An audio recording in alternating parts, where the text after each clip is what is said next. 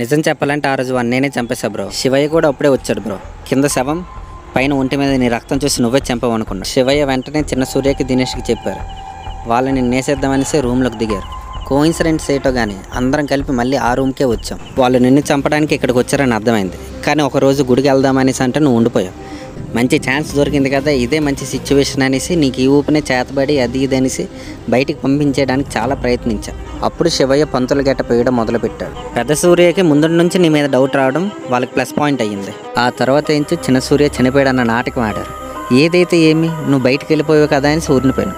కానీ తర్వాత ఆలోచించాను, నేను నిన్ను బయటికి పంపించడానికి ఒక కారణం ఉంది, కానీ వాళ్ళు నిన్నెందుకు బయటకు పంపించారా అనేసి. ఆ తర్వాత అర్థమైంది వాళ్ళ ప్లాన్లో ఉన్నారనేసి. ఇదంతా పెద్ద సూర్యకి నమ్మేలా చేసి ప్లాన్ మొత్తం రివర్స్ తిప్పేసి టార్గెట్ అంతా నా వైపు తిరిగేలా చేశారు. విచిత్రం ఏంటంటే తిన్నంగెళ్ళి బోన్లోనే పడ్డా. శివయ్య ఛాన్స్ దొరికింది కదా నీకు పొడి చేశాడు. ఇంకా కథ క్లైమాక్స్కి వచ్చిందిలే, రిలాక్స్ అయిపో.